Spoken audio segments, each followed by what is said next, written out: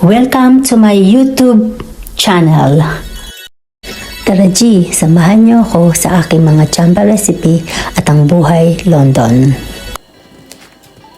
Our chamba recipe today ay gagawa tayo ng Graham, mango Graham.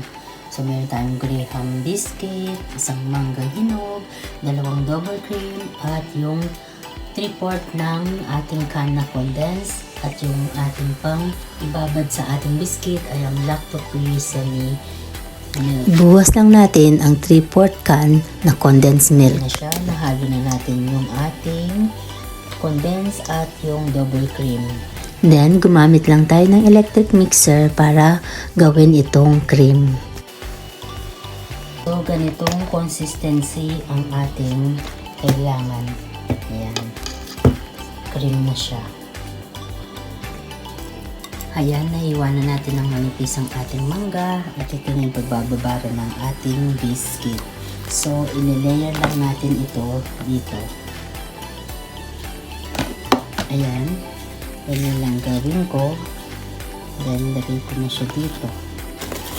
Then, ulit-ulitin lang yung proseso. Hindi na ako gumamit ng gloves kasi para sa amin lang to. So, nilayer ko lang yan dyan and I'll be right back. Ayan, na-layer na natin and then lagay tayo ng ating double cream. So, generous amount tayo maglalagay. Then, ayan, nilayer ko lang yung ating iniwang mangga. Then, another layer ng ating Graham biscuit at ang ating another layer ng cream. I-flat lang natin uli ito. Then, another layer ng ating mangga. Ayan, nalagyan na natin yung ating mangga and isa pang layer ng ating Graham biscuit. At ang ating final ay ang ating cream at yung mangga. So, tatlong layer ng Graham biscuit ang nilagay natin at tatlong layer ng ating cream.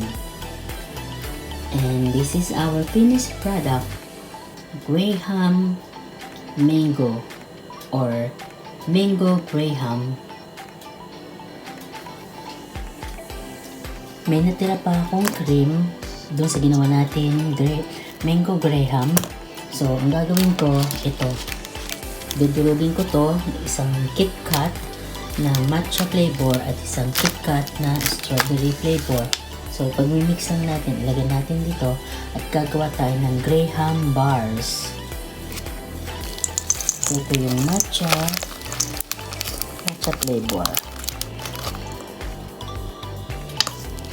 Ayan, na-mix na natin siya.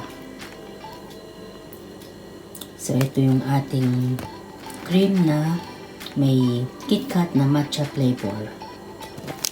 Ito naman ang ating KitKat na strawberry flavor. Ito, na-mix ko na siya at ilalagay na natin siya sa lalagyan. Yan, na-flatten na natin at lagay na natin yung ating Graham crackers. So, ito yung ating finished product. Pag ito tumigas, doon ko siya hihiwain. Kaya may space. So, that's it. Itong ating Graham bars. Matcha flavor and strawberry flavor na KitKat. That's it. So, ito na yung ginawa natin na mango Graham. Malambot siya. Inalis na kasi siya sa freezer. Ayan. Ayan yung ating mangga.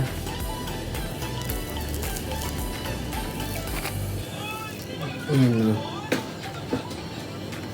Sarap.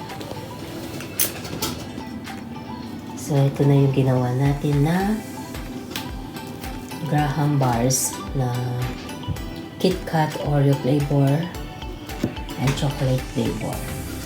Ayan, ginawa ko lang siya ng square.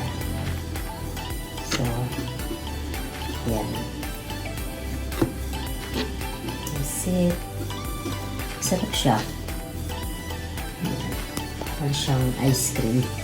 Ice cream bar.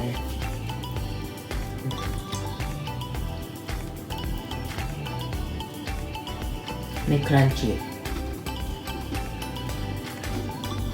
Ito naman yung strawberry flavor KitKat.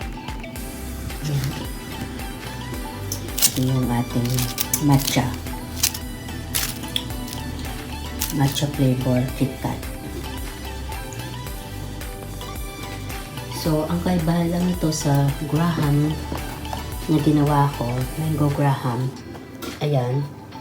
Diba binasa ko yung ating Graham biscuit? Ito, hindi ko binasa. Kaya, firm pa rin siya. Matigas pa rin siya. So, ayan. Kaya pag gagawa pala ng Graham cream bars, hindi siya babasain. Pag yung mayroong Graham cake siya, yun, pwede mo siyang anuhin, wet yung ating Graham biscuit. So, nasa sa inyo lang. Thank you mga kachamba mate. Don't forget to like, share, and subscribe. Hanggang sa muli. Bye!